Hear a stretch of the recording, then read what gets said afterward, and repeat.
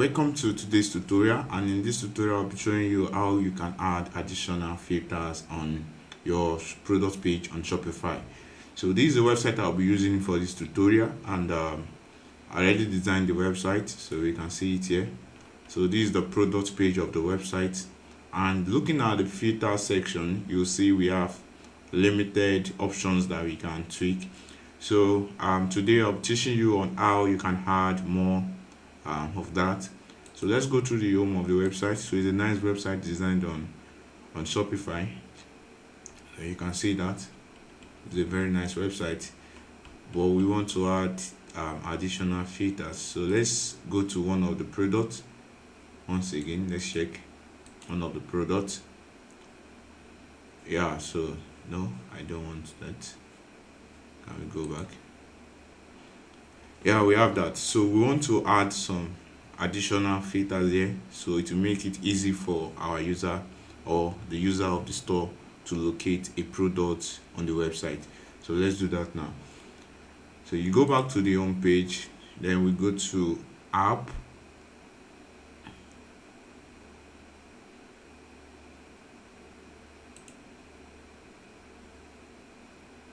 Go to the app and we search for filters. So you click on this, so it takes us to Shopify product page. So that's where we have access to a lot of apps. So there are a lot of apps that can do this, but I recommend using smart product filter and search. So click on it, then you install. So while installing, it's going to take some time, depending on how many products you have on your store. So some take 1 minute, 2 minutes, while some take up to 5 minutes. So it depends on the number of products that you have on your store that will determine how fast you get it set it up. So it's going to load now, then we install the app. So this will be the app, and it is free. It is free. So it is free for what we want to use it for. So we can definitely use it. We'll be waiting now for it to load everything, and we can get started.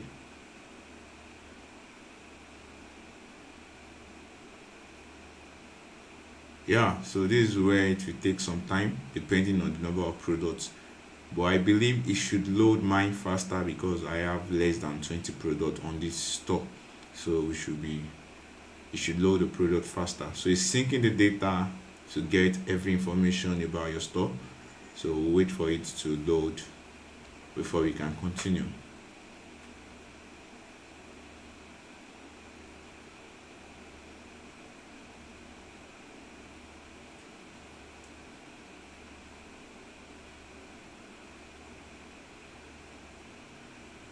Yeah, it's still loading. So it's exporting the price list. So it will soon be done because we have limited product on the store. So I guess it's almost done.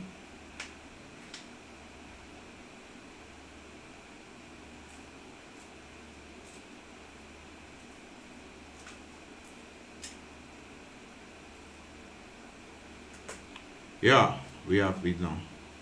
We have it. Yeah, so we just need to do some settings before we go back to the home page. So now enable filter on search page. Yeah, that's you leave that. Enable search product on collection page, you leave that. Enable multiple currency. Now you may need to uncheck this, but if you want to leave it, then maybe you want maybe the website to operate with different currency that you can buy product on the website depending on your location. So I'm going to leave it because most Shopify stores prefer to have different multiple currencies. So we'll leave it. Then show the number of total product.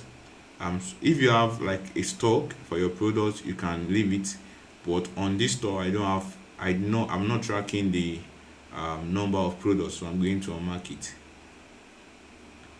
So out of stock products, we want to show them so that we have implemented back order, so they can still order the product. So that is why we are going to leave that. So the page nation, it means how many products you want to show per page. so you can customize it, but I think 12 is okay. So this means your product will show 12, 24, 48, and this option is telling you, do you want it pagination? That's, you want to have one, two, like when you search on Google, when you search on Google, you have one, page two, page three. So that's pagination. Infinity scroll is when you are scrolling till the end of the last product. So you will not go away from the page, you just keep scrolling. So that's it. Then the last one is load more. So that one to work like infinity scroll, but you have to click on the button before you have access to the remaining product. So but for this tutorial, I'm going to use pagination because that's what will work for us. So we save.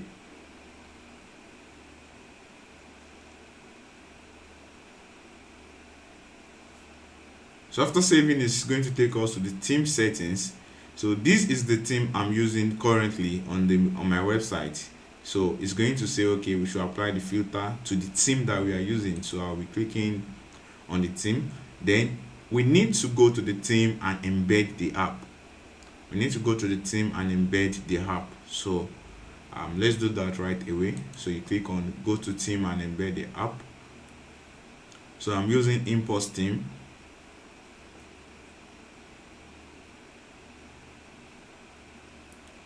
So what we need to do is it's already enabled, so you only need to do what? To save. So when you save, you have embedded the app with your store. So we just need to go back to this. Need to go back here and go to filters. So we go to filters. Now on this filter, we are going to do some settings. Now it's going to generate for you some stuff, but I'm going to delete this and do a filter that we are going to build a filter for ourselves. Now majorly I will add filter, then I can name it shop filter.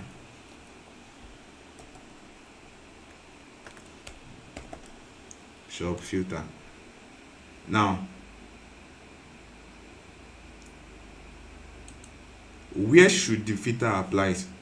That means where should we go for us to get the filter? So depending on the product, if your product are not that much, you just need to click on all products. All products is actually the best place to show filters, except if you have a very a Shopify store that is like having thousands of products. So you may want to apply it to collection page. But looking at my own store, I only have like five collections. So it is easy to locate any collection on the website. So I will only apply it to my all products. Now, what are the filter options you want to show? I would say this title is not necessary, so I delete. This is not necessary. This is not necessary. Availability, I'm not using that. Then I'm going to leave this price slider. It means you can shop based on their price. You can slide through the price. Then the product type, that's if you have multiple product type. Now I will leave this collection because the collection, when you click on the collection, is actually a good stuff, and you can see the source is from the collection. So collection is one of the things I will use. Then we can also search by category. So that's if you have multiple product, maybe you have clothing, you have hair, you have shoe on your website, so people can search by category. Or you have male product, you have female product, they can search by category. But this website, I only have a female category, so I'm going to remove that. It is not necessary. Then the vendor, if I'm creating a marketplace, then I might want to use this vendor. But since this website is for a particular person and the same vendor has all the products, then it's not necessary because the vendor is common to all. So I'll leave that out. Now the product type. Now if I'm choosing the product type, then I need to do some settings with the product. So I'm going to show you, because it is what we have now that we are able to access. Now on this website, I can search by product. I can do filter by product. So let's use this tree for now, and we can save.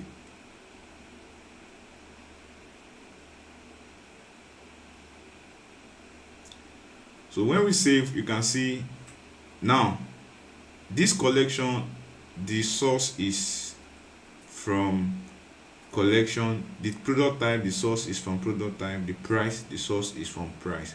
So if I want to change, let me say I don't want to show the collection on my front end, so I just need to click on this pencil icon, which is talking about edit. So I can either choose all the value that we have in our collection, or I can do a manual selection.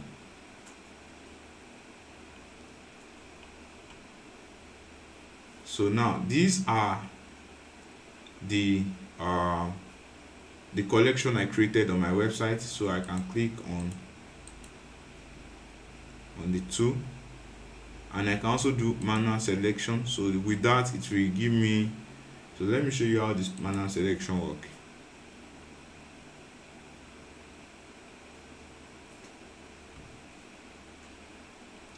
So you can see these are all the collection that I have on the store. So let me say I don't want to include one of it. Let me say I don't want to include news arrival. Now if you want all the options, then you can use all values and save. That's good.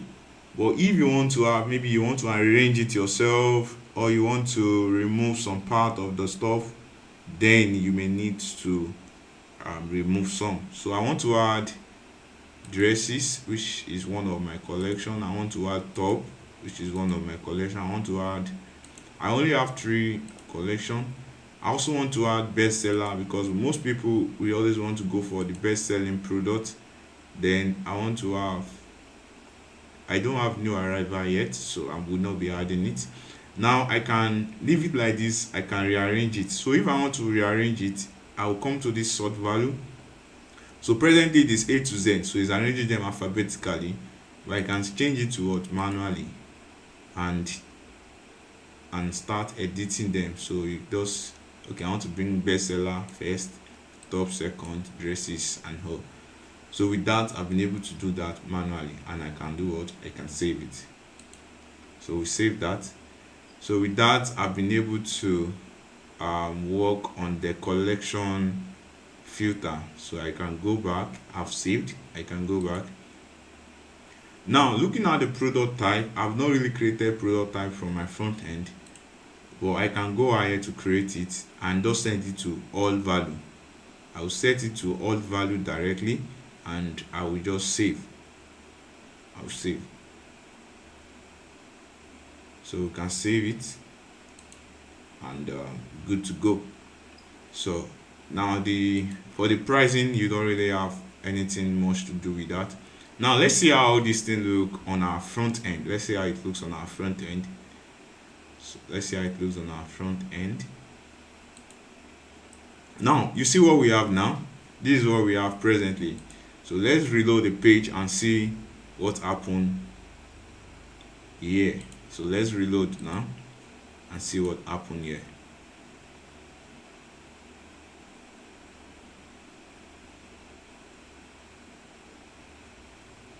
So let me show the full screen. Now the filter is not enabled. That was why I was telling me to save initially. So let me save now.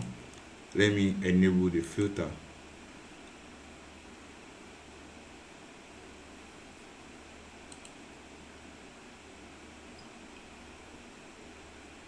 Enable the filter, and this is enabled too. So let's save. So as we saved, so let's reload the page.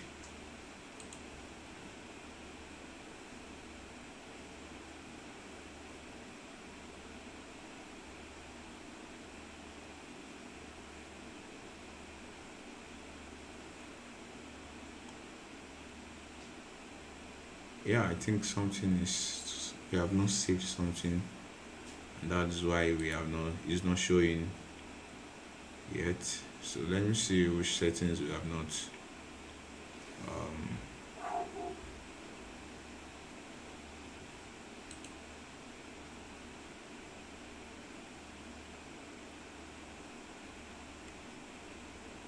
so let me go back to the app we are working with.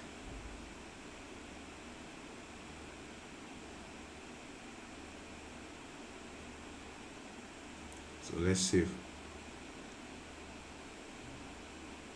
I guess there's a settings that we have not done from here, so let's do that now. So let's go back to edit filter.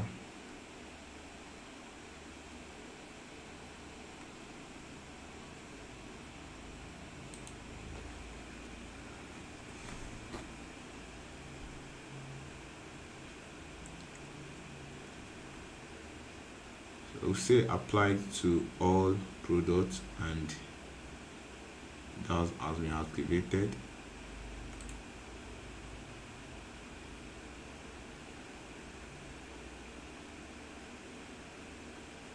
Okay, we are supposed to the layout we want.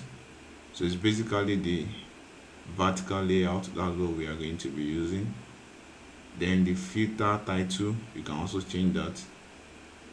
Then we can save.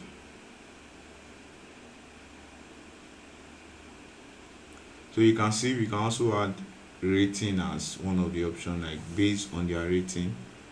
You can also show it based on their rating. So let's check through now. So let me preview the website.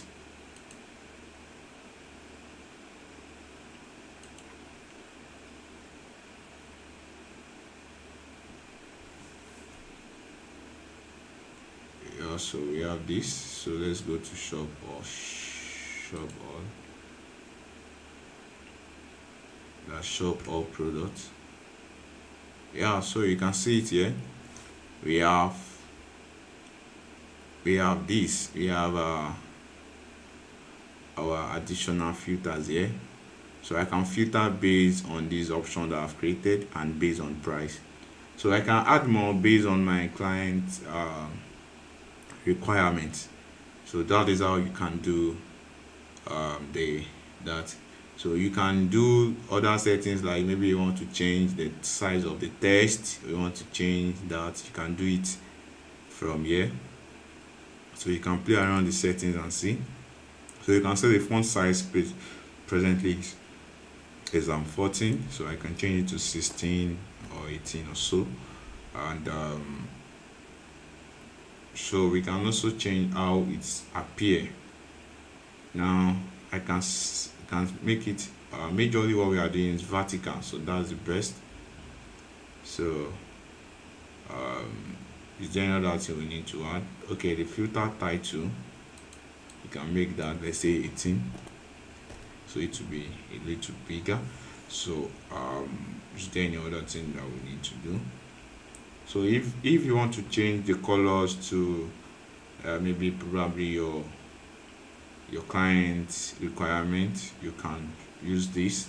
You can change the color here, but for now I'm going to leave it that way. So let's see is there another settings we can do? So I think that is cool. So what we can do is we can do what, then save. Can save, and that is that and that. So in case you have any question with this, let me say you have tried it and you have any issue, you can reach out to me in the comment section. So we go to go.